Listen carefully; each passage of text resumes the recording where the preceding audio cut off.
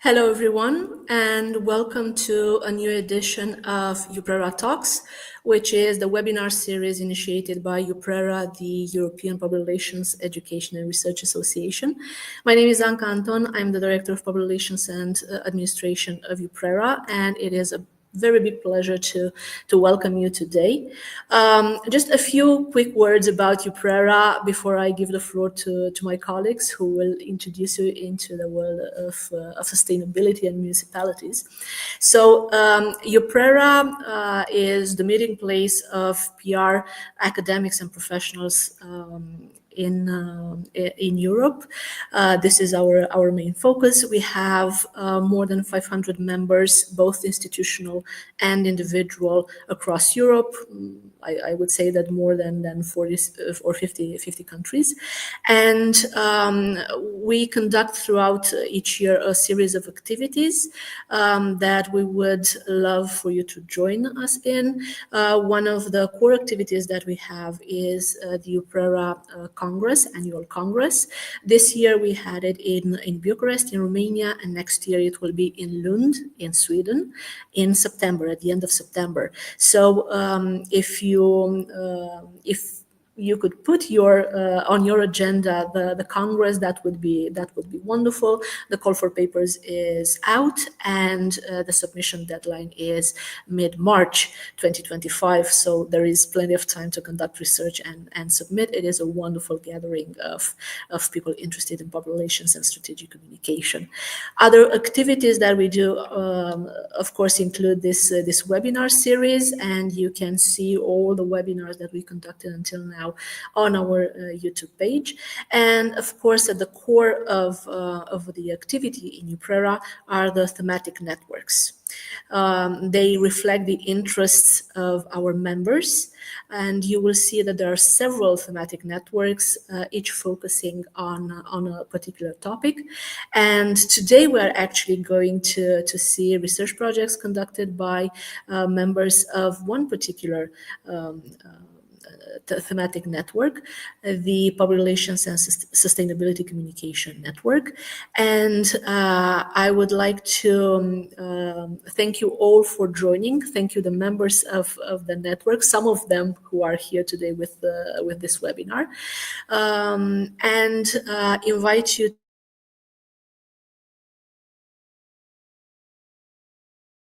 to this very exciting today's webinar. So I will give the floor to Adalberto Arrigoni, which is one of the co-leaders of the thematic networks. Enjoy.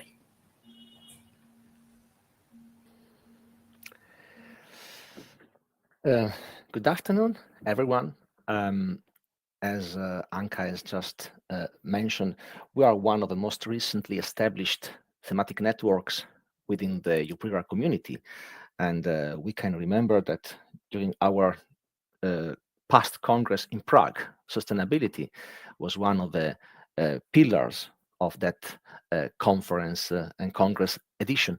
And today I'm just going to introduce, together with my cluster colleague Ileana, what we are proposing to our whole community in terms of activities, aims, objectives, and possibility for participations and involvement. So we may have prepared a short slide, but before that, I just want to introduce the 4 members of the committee that coordinates this thematic network. I am Adalberto Arrigoni. I am from the business school at Leeds Beckett University, United Kingdom. Then we have Ileana Zeller from Universidad Autónoma de Barcelona. This is the correct way to say that. And then we have Professor Wim Elving from Hanze in the Netherlands, and Professor Katrin Johansson from Midsweden University in Sweden. And as we can see, we got a very good latitude and longitude distribution across our nice continent. And to begin with, Ileana and I will just present the outline of the thematic network, scope, aims, objectives, and we need to see that as an invite to connect with us and probably to foster new collaborations and new projects together. This is not everything that is currently run by our members. We got other members in the network that are currently occupied with our project, but today it's a specific focus on the topic of today, EUPRERA Talks webinar about public relations, sustainability communication in municipalities. So yes, I would like to quickly introduce this thematic network. Then I will just provide a very quick, maximum, 5-6 minutes overview of why the topic of today's webinar is really important and significant. And then clearly we will leave the floor to Wim and Katrin that respectively will say a few things about their current ongoing projects and to highlight and stress not only their academic significance, but their impact beyond academia for communities. And then if people are interested, we can have a short Q&A session. But this is just the beginning. Please connect with us at the end of this webinar. So as a very short umbrella to our webinar, I just highlighting that today we are presenting our network that is interdisciplinary in nature. So we really want to explore intersections between different ways to approach sustainability and social responsibility challenges in PR and communication. And in a nutshell, what are the thematic fields? And this is just not an exhaustive list. It's just to give a flavor to our audience. It's what are the overlaps between academic and professional visions on public relations, social responsibility, and sustainability. We know these are academic domain, but there are also professional bodies, professional competence framework. How do they interrelate? How can they strengthen each other? Second point of our, let's say, thematic field, what are the tensions between responsible advocacy, transparent, authentic, trustworthy green communication, and greenwashing? How do we find a point of balance between these two well-known issues and challenges? And clearly, as a consequence between the previous two bullet points is how can we work together to build trust and transparency? These are, let's say, the background challenges that we are facing as a group of scholars, but as a group of people that are really committed to make a positive impact. This is the spirit of a network. When Wim and I had the first conversation about what are we doing with this network, let's try to drive a positive impact beyond the specific disciplinary field of our academic institutions. Let's try to broaden in an interdisciplinary way our boundaries. So this is more or less what the spirit of a network is. But Ileana, clearly, that has joined together with Katrin, our steering group, is giving us a little bit more details and information about what we are doing and what we are planning to do. Ileana. Thank you, Adalberto. Good afternoon, everyone.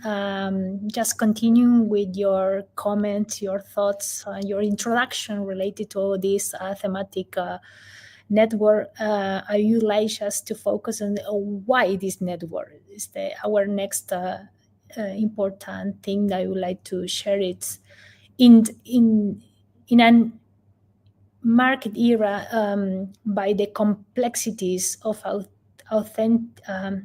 authentic communication and trust. There is a pressing need for robust theoretical and practical frameworks to advance research, teaching, and also professional practice. So this network aims to integrate existing standards and competence frameworks to provide meaningful insights and guidance related to the topics. So our general aims in this network is to seeks to connect interdisciplinary research and expertise in public relations, CSR and sustainability issues, fostering collaboration and acknowledge sharing between EUPRERA members. For example, potential thematic streams could be credibility in public relations, CSR or sustainability, integrated approaches and communication ethics. That this is another very important issue nowadays. PR's strategic role in organizational attractiveness to or from citizenship, and so on. But in particular way, we would like just to focus on 3 specific topics or issues. One of that is related to membership base. We would like to consolidate the founding team and expand membership through outreach and engagement.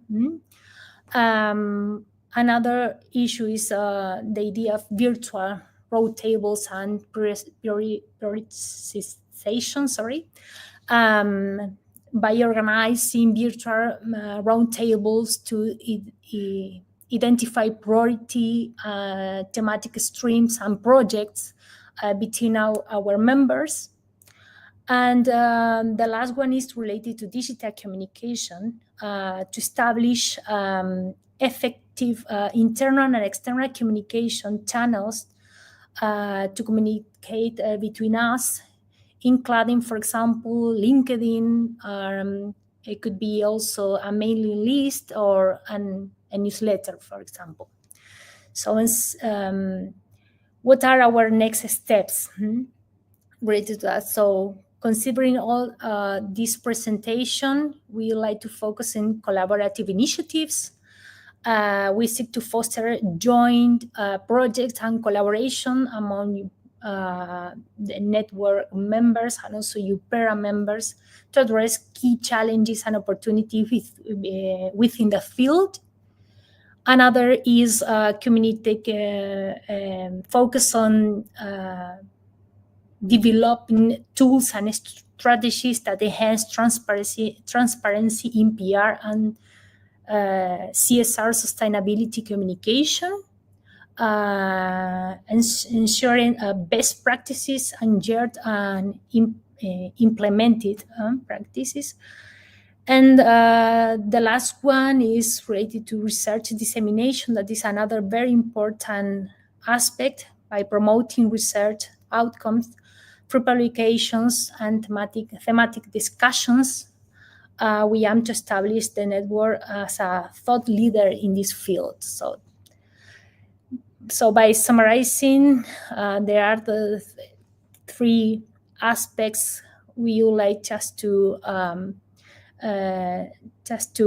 focus on: is internal communication, newsletter by newsletter as mailing list, as I said, collaborative research bites, and joint publications, and finally virtual meetings like one we are just doing today with yearly face-to-face symposia, for example. So thank you very much for your attention. Yeah, and as you can see, the 4 of us are just beginning a longer journey, and we are very open to, as we did in Bucharest, we're open to suggestions, we're open to inputs from other colleagues. As we know, Rome wasn't built in a day, and well, it's still not totally built, to be honest. So we really need your inputs and your suggestions. As we know, other people are doing similar research and are focusing on similar challenges. What I would like to say now shortly, without giving the floor to Wim and Karin, just for a few minutes, why have we chosen as the inaugural webinar for our thematic network the topic of PR and sustainability communication in municipalities? We have a clear statement to make now. The first starting point is cities, regional authorities, districts and primary authorities in the United Kingdom, however we want to call them, are at the crossroads of unprecedented sustainability, governance, and innovation challenges. And what is the role of communication and public relation in all that? We want to focus how we can provide holistic and overarching strategies to help and support the success of these initiatives. Again, about sustainability, governance, and innovation. And I think so. Our role as a thematic network is to try to link our insights, our academic insights, to practical policy making, community action, and potential positive impact. And by having a quick look at the existing literature, I have to say that I was shocked by, on the one hand, the abundance of bibliographical references, but I was also quite surprised to see how little was the body of literature that specifically relates to municipalities, city regions, etc. And so I think a few key points that can relate to that body of knowledge and today's presentation are the following. How can we create informed, coordinated policy during crisis? And how can public relation and sustainability communication help with the erosion, with the impoverishment of local knowledge, of local participation due to the way urbanizations in different areas of Europe has taken place in the last decade or so? So collective social actions and shared agency is something that is really at the core of these challenges, and how we can promote, how can we help municipalities that usually are constrained with resources, with visibility, with legitimation, how can we help communicatively to achieve this result?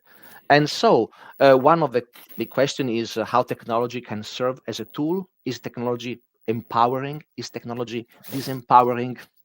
And how can we make it clear that policies and community participation in urban environments, in local authorities, in localized approaches can be research backed? I think these few challenges are transpiring from the existing literature. But what I could really see when Wim and Katrin has presented their ongoing project, I've seen that there is a lot that we can offer, and we would like to see what are your comments about that. First of all, I think that there is a big let's say push towards action-based research, and there is another equivalent big push towards how can we draw parallels between different municipalities in different parts, from Finland to Portugal. They face similar challenges, but their way of action basing their policies with research sometimes is not really as strong as it could be. So how can we favor localized approach that can involve again not only populations but students, researchers? Because university, what role do they play in cities and municipalities? They are so-called anchor institutions. So what role can we play? And all this set of consideration, I think, clearly emerges from both Katrin and Wim projects. And the last thing that I would like to introduce is the challenge of engaging diverse stakeholders. I was last week by myself going to a Leeds City Region consultation about a special licensing scheme in a specific part of the city. And this part of the Leeds urban city area in West Yorkshire, where I live, is really made of diverse social demographic strata of population with different cultural background, with different seniority or let's say long-standing knowledge of the context. And I was seeing a very nice effort by the social licensing team, but there was not that element of diversifying the engagement tools with different people who were interested in the public deliberation on that decision. So I think diversity is also a very important part of our public discourse. Having said that, I've spoken too much, and I would like to give the floor to Wim, that is going to present the key takeaways and especially the rationale behind a very interesting project that is proposing on mobility. So thank you, Wim, for your time and for sharing your actions with us. Thank you, Adalberto. Thank you, Eliana. Thank you, Katrien, and joining me in this thematic group. Welcome, everybody.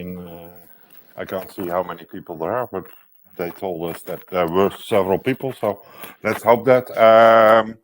Do I need to present this? Yes. Well, sustainable mobility in rural areas, at least in the part of the Netherlands where I live, buses disappear, public transport disappears. You're very much dependent upon a car and, of course, the Dutch bike. So a bike is very handsome as well. And yeah, also, it's not only cities, but also rural areas have a task in making mobility more sustainable. On the slides, you see the various numbers that are needed to reduce carbon dioxide, and the goal in 2030 is 55% less compared to 1990, and we're only at 13%. So there are big steps to take. We are running a project that's called Mobilisatie. It's the Dutch combination of mobility and transitions. And we're focusing really on rural areas in the northern part of the Netherlands. To be exactly, we're doing this in 3 municipalities. Ameland is one of the Wadden Islands. Westerkwartier is a municipality close to the city of Groningen. Many people who live in Westerkwartier municipality work in the city of Groningen. And Oostellingwerf is a typical rural area, more in the Frisian part, and has its own wishes. So these 3 municipalities have specific use cases. Oostellingwerf wants to promote biking. Ameland wants tourists to leave the car on shore and not to use the car for luggage and leave it near their vacation home. And the last one, Westerkwartier, wants to focus on shared mobility. We have several partners in the project. We're running this with 3 research groups from Hansa University, one focused on new business models, one focused on IT, and my group on sustainable communication. We have a public transport bureau, they call it, is one of the partners, a network organization, Hive Mobility. Concept 7 is a user-centered design agency. Yeah, and a special word is for Newcom. Newcom is a research consultancy firm, and that's started a long time ago by one of my former students, and after 20 years still exist and making profit. So that's very special. So it's a 2-year project, and it's aimed at two goals: helping municipalities with insights from existing data sets. These rural municipalities don't have the number of policy workers like the big cities have. They have one person on energy, a half a person on sustainability, and another half on mobility, whereas big cities have departments of 20 on energy alone. So, and there is a lot of data available online. So we help those municipalities in obtaining these data sets and make them into a dashboard. That's of course our technical friends of the IT department are very leading in that. The second part of our goals is to help the municipalities with engaging with citizens. And well, we're halfway the project almost. So where are citizens active? Which platforms are they? How do they receive information? How can we make sure what's in it for them, and how to organize this communication? And in the old-fashioned way, yeah, there was this ad in a local newspaper, but in modern times that's not enough. And how to organize that, and how to brand that, position that, etc.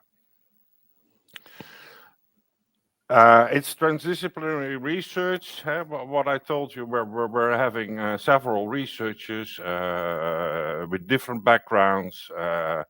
The challenge is sustainable mobility in rural areas, aimed at helping the professionals working in the municipality. There are 10 different researchers involved, all with very different disciplines, but mainly also because they're also teaching several groups in different programs, so we can easily link up with students. And in the first years, we had 75 students from at least 8 different programs were involved in this project. On the right-hand side, you see a news item of a few students who make a projection of the bus stops in one of these participating municipalities, specifically aimed at, hey, if this bus organization is skipping this line, what will that mean for the people living in these areas?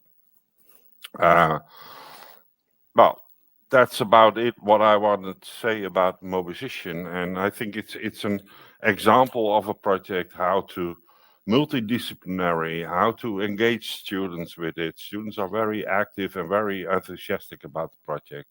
And that's how we can make a difference. Thank you.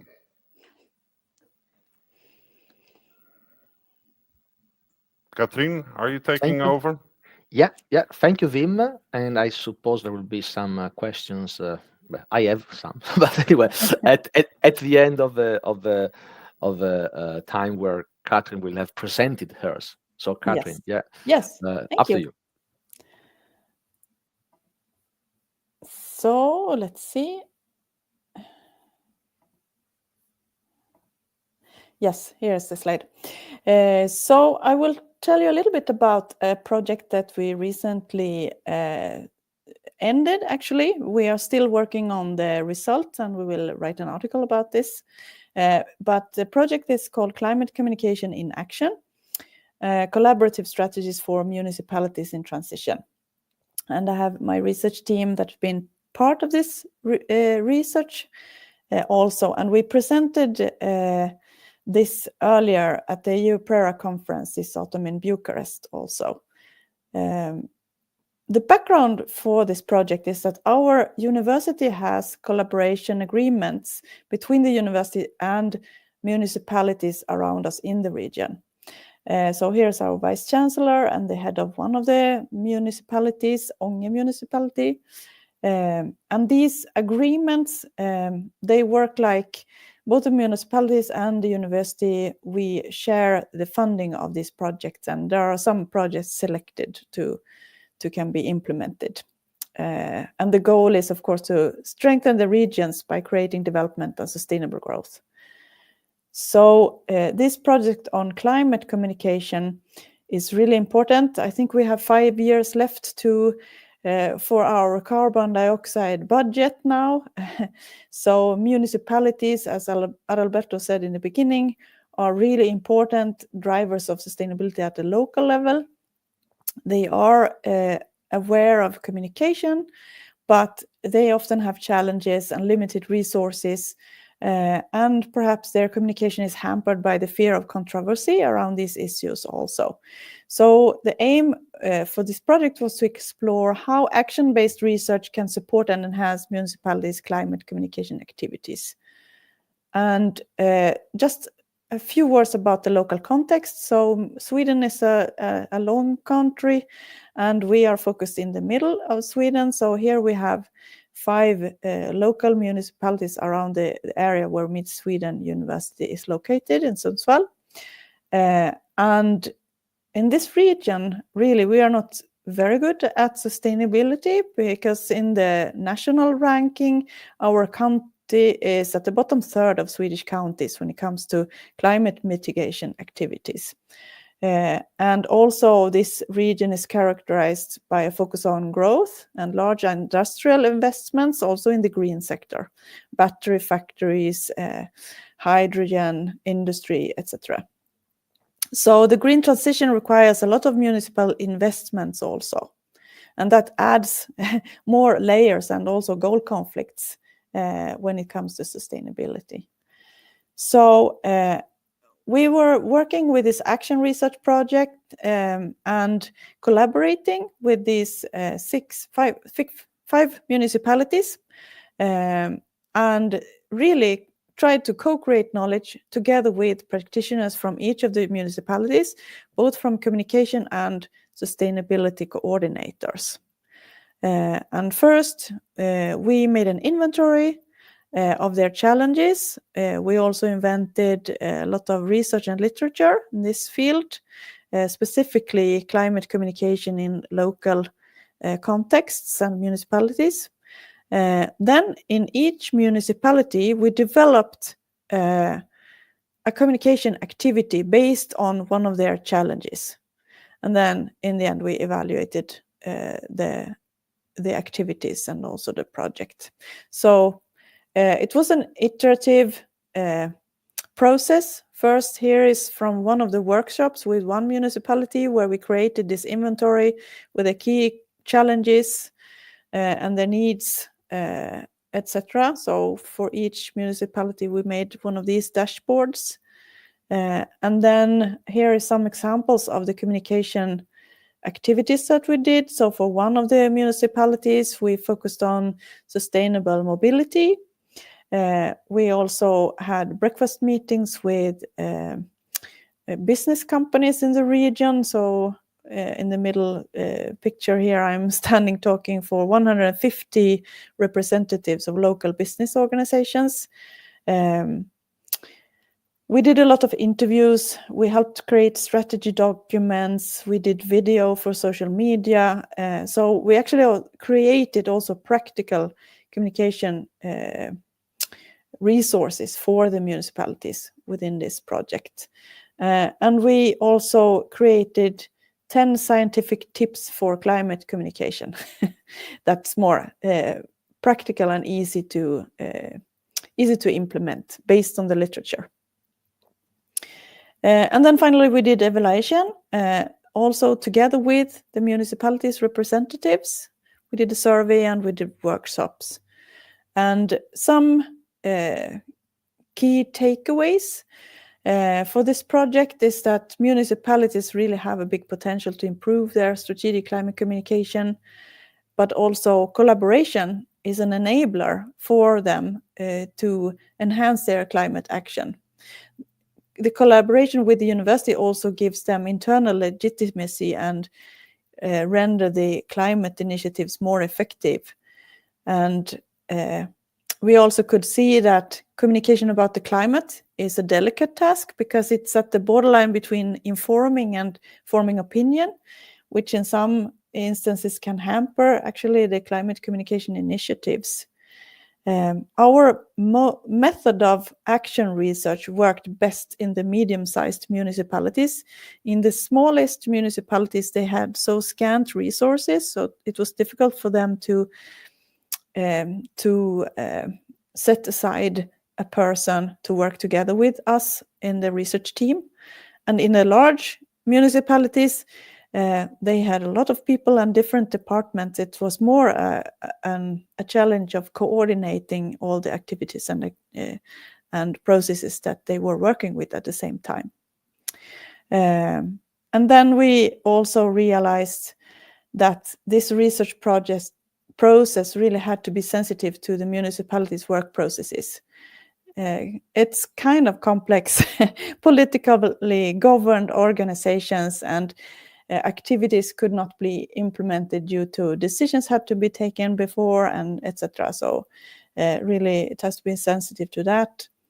And we also could see that internal communication within the municipalities is a success factor for this kind of project, but also a challenge. So that was my short presentation of this project. If you are interested in knowing more, you can just contact me. My email address here. And I think our contact details will be in the network also, right, Adalberto? Thank you very much, Catherine. And what I can see is that when I, at congresses or on webinars, when I work with these three guys and lady colleagues, I'm always scarily on time. I'm never late. So it's, we are very spot on with our schedule.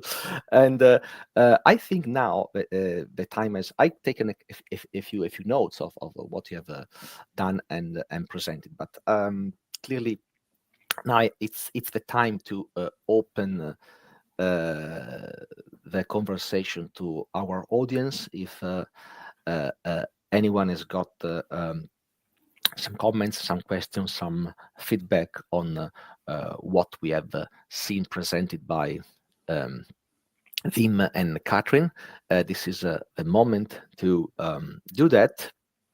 But if no one objects while the first question may pop in our chat box, I have one curiosity to really ask our two esteemed colleagues, Wim and Catherine. When I was surfing around the existing literature about specific municipalities, challenges and practices and policies in this area, one of the most thought-provoking paper that is now being published already 10 years ago was the paper from Capdevila and Zerlenga called Smart City or Smart Citizens, the Barcelona case. But regardless of the specific case of Barcelona that Ileana is clearly more knowledgeable about, probably from in her direct experience, I was noticing that one of the common findings is that usually the integration of citizenship in these localized, innovative, creative processes that are essentially designed to make our cities more intelligent, smarter, or even, let's say, more up to the challenges of climate change or sustainable development. This integration also can find some rubber walls, some difficulty again in making. We can make smart cities. We need to make smart citizens. And in your experience in the Netherlands rural area, or in your 5 municipalities in central Sweden, what was your perception of this divide, or of this, let's say, occasional disconnect between the two aspects, beyond that usual top-down and bottom-up, rhetoric? What was your, let's say, impression or your experience on that? Do you want to start, Wim? Yeah. Smart question, Adalberto. Smart cities, smart citizens. My impression, but didn't do separate research on it. My impression is that somewhere around the line in the last, let's say, 25 years, maybe the political system, neoliberal market share, market thinking, made us forget about what a municipality and what a city is, and that's a collection of a community, and that we're doing it together, and that's not seen as one central body who decides for all of us. No, we'd like to give command, we'd like to be involved, we'd like to be engaged, but somehow we forgot to do it. It's easier not to do it and just stand on the sideline and criticize all these aspects. And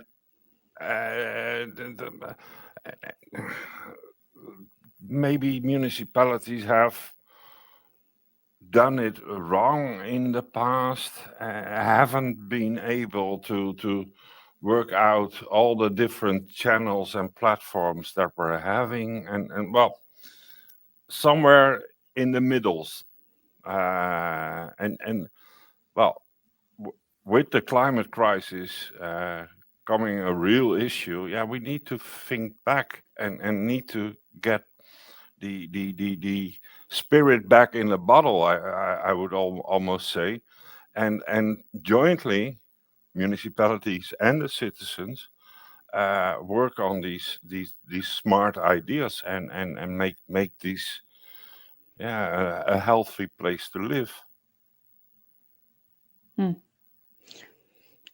Yes, I can also say a few words. From my experience, I think that sometimes the municipalities as organizations and the citizens, they do not go hand in hand. Both of them might be very smart, but if they are not joining forces, it might be not so smart. So one example is, for example, that a lot of people in this mid-Sweden region have stopped flying. And that's a really smart decision, of course, of reducing the climate, the global warming and the emissions. But to the point that there are no flights anymore from Sundsvall Timrå Airport, because SAS has cancelled all the flights because there are no travels anymore. So that will be an infrastructural problem for the region, and the business companies are in some way dependent also of these connections.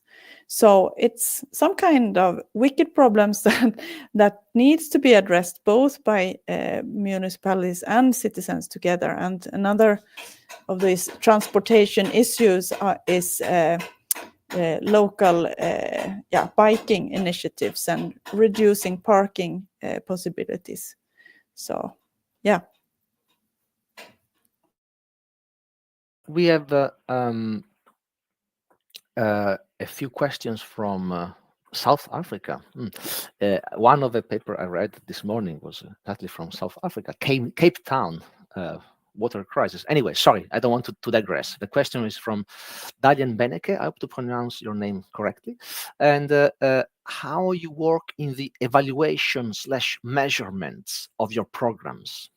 This is a question from Dalian. I think this is addressed to both of you.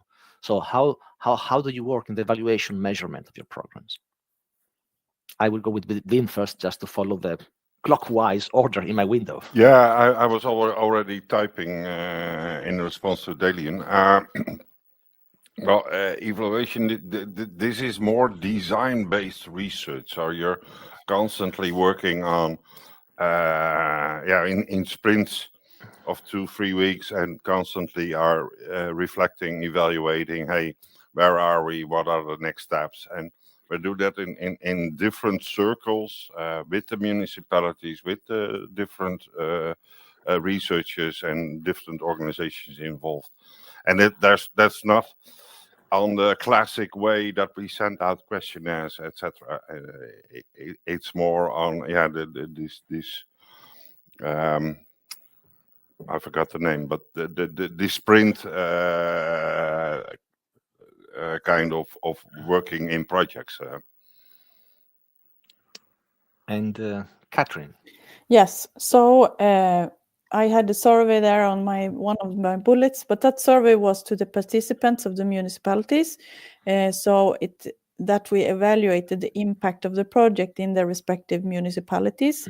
And then the separate climate communication activities, the municipalities were responsible of evaluating. But for example, one of the business breakfasts that I mentioned had a lot of participants and really made a big impact in making the company representatives knowledge of and aware about the different resources that they can have for electrical bikes. So that was one example there. Yeah, I have. Thank you. I hope that this answer is provided can be useful to our Dalian. And also we got another question from Julia Grunzig. That is quite, I think, crucial, that links to what I was mentioning in the beginning about that diversity in stakeholder engagement. Was there a focus on how to communicate with foreign language speakers in one of the projects? As in, how are we able to reach everybody with the communication? No, not specific in our mobilization project. That's more coincidental because there are not living that many people with a different language background in these municipalities. A bit more in the Westerkwartier close to the city, but in the other two, the tourists who come there have a different national background, but that are not the target groups in this project. We're running a lot of projects also in the city of Groningen, and that's another topic. Then we are having, of course, a multiple background, and even the waitress in the pubs and the restaurants are speaking English these days. So we are able to switch very easily to different languages. In the Netherlands, not in Italy. Well, I think, because I've not been there around for so much, so probably things could have changed. I don't know. Catherine. Yeah, can I comment too? Because that is a really, really important question. I'm really glad that you posed this question, because as we know from the pandemic, when we have this crisis communication, we tend to forget that we also need to communicate with multicultural populations and stakeholders and so on. So specifically for the climate communication project, we had one municipality that focused on employers, and they are also employing a diversity in their workforce. So they prepared their communication in different languages. So in some respect it was taken care of, but not in all respects. And I'm really glad that you highlighted this. Yeah, and thank you, Catherine. And also I would say, nonetheless, even if there are not, let's say, foreign languages involved, even within the same, let's say, national community, there are different languages to be spoken in the broader sense, and this is clearly something that I would take on board if I had to, foster and promote some further research on this area. And if again, I think that there are some other comments being typed as we speak, so I just wait a little bit. One consideration that I would like to share, just with you and with the audience, is that when we teach to our undergraduate students really introductory foundational modules on corporate social responsibility in our business schools or in our faculties, wherever we operate on a daily basis. Sometimes it's even surprising to see some textbooks, not mistakes, but let's say some aspects that are quite easily forgotten in some occasion. And we know that community involvement and development is one of the key areas of social responsibility, and even well-established frameworks that are for example, like the ISO 26000 that were written in 2010, even before the new evolution of the SDGs and the Paris Climate Agreement. They contain some expectations and some principles and some, let's say, set of actions and considerations that to revisit between ourselves wouldn't be so bad. I don't want to go into too much detail, but we know that this idea of related actions and expectations within the wider area of community involvement and development is one of the crucial challenges of a sustainable social responsible aspect. And one area that I think it's a bit underdeveloped is the area of creating wealth and income through this, creating skills. I think this is an area that employment creation and skills development through these activities, this is something that the most successful project usually really generate. And it's difficult, it's challenging. And sorry, I don't know if you, Wim, you were opening your microphone, if you had something to say, but this is one of the key paradoxes of this situation, I think.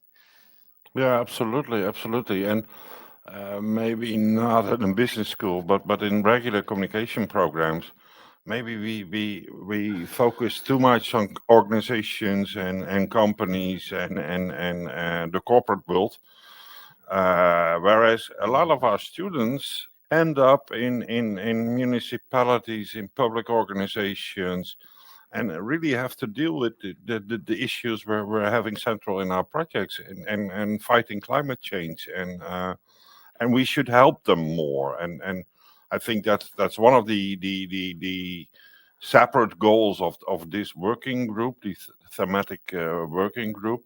How can we build up a toolbox for communication departments at municipalities in helping them to face these major issues, this climate change, is how to make this world a better place and more sustainable place. Yeah, and this is why I was calling that a paradox, Wim, because probably in the last 15 years, concurrently with the rising of this,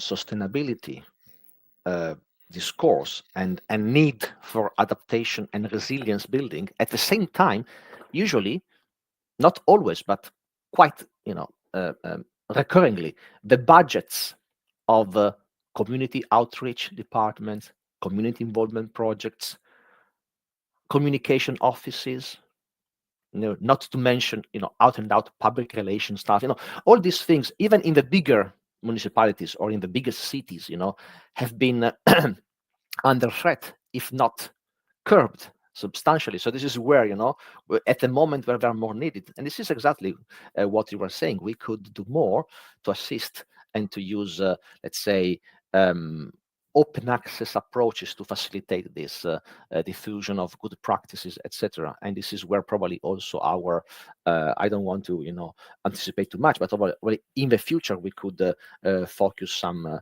specific streams within our thematic network in relation to this specific level of institutional or let's say citizenship engagement. If I may add something, yeah, sure. Adalberto, one of the successes of this network is already, and it's only a pre-proposal, and we need to go on with the full proposal. But in this network, we established already a driving urban transitions pre-proposal. That's an horizon European subsidy money. And it's aimed, and we're experiencing this right now, and we'd like to share our these experiences and the way things go, and we hope to establish this in future for other programs as well. Yeah, absolutely. I have one curiosity. I know that it's not, it's totally unrehearsed, so it's not being, in any way prepared. But I've got a curiosity for Ileana, if I may. You have got a strong connection, of course, with Barcelona, but also from your personal experience, you have a connection also with Latin America.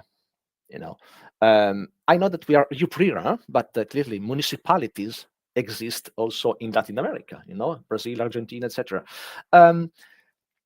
What is your comparative view if you got any examples or any, anything that you want to share about the level of a challenge. Is it the same? The level of the response, is it the same?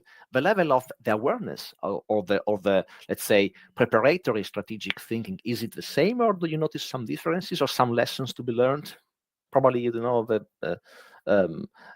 the wider societal arena. I think of the movement. I remember time ago the social movements in Brazil and Argentina were very strong on these topics. What is the evolution from your point of view? What is your experience on all this?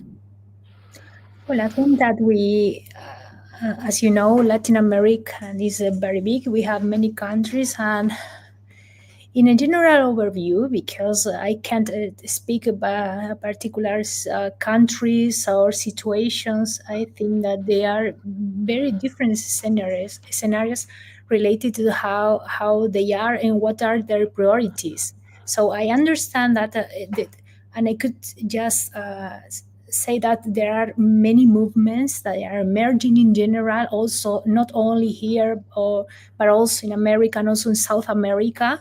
Worried about these things, because I think that we have new generations that are very worried about what not only organizations but also institutions are doing related to climate change, environment, or social issues, and they are asking or demanding changes in general. So that is not only related for organizations, the responsibilities, but also for institutions and governments and all. But the thing that the particular situations are related with the priorities of different countries. There are many countries that have problems with based issues related, for example, to economy, like as an example, like Argentina and others. So they in their scale and then their pyramid, of necessities, they are just worried about sometimes or about other things. Of course, there are some particular groups that are trying to promote initiatives, but I don't know if they have resources or tools to focus on these particular issues that we are discussing today, like in the north of Europe. This is my point of view, and I find it very, very different nowadays. I think in the future it could change because, of course, society is changing.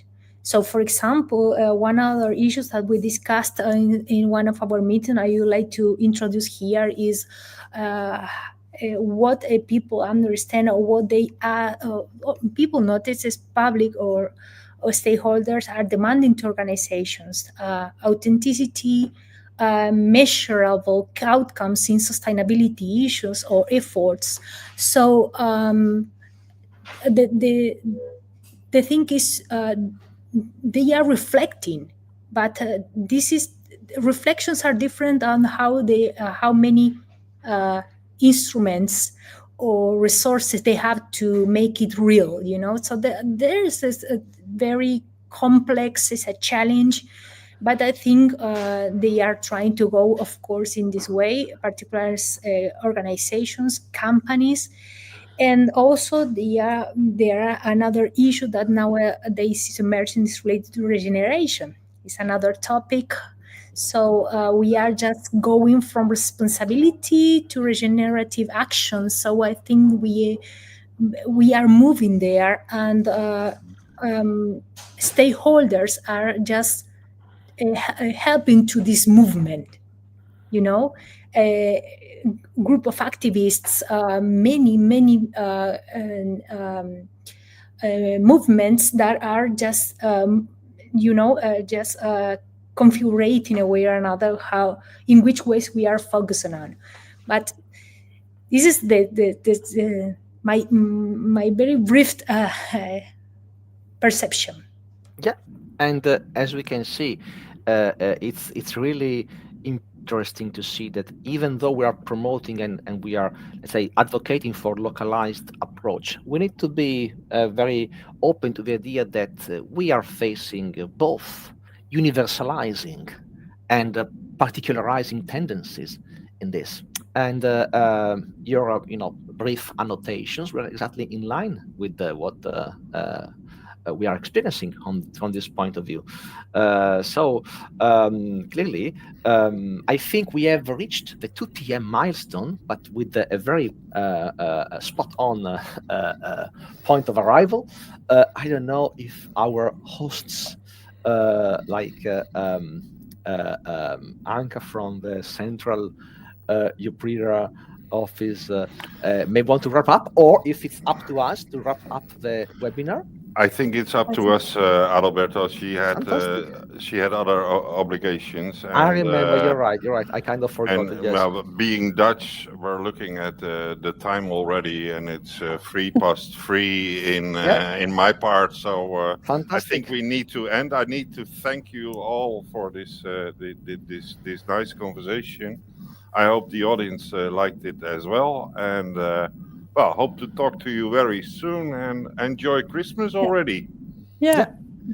Absolutely. So thank you, everyone, and thank you also. I thank you from Idemir, okay, that is thanking us for this presentation. Thank you, and everyone that is listening now or in the future to this recording on YouTube. Please get in touch with the four of us so we can include you in our future thematic networks activities, communications, and future projects. So thank you for your time, and goodbye. Thank you. Bye-bye. Thank you. Goodbye. Bye-bye. Bye. Bye. Bye.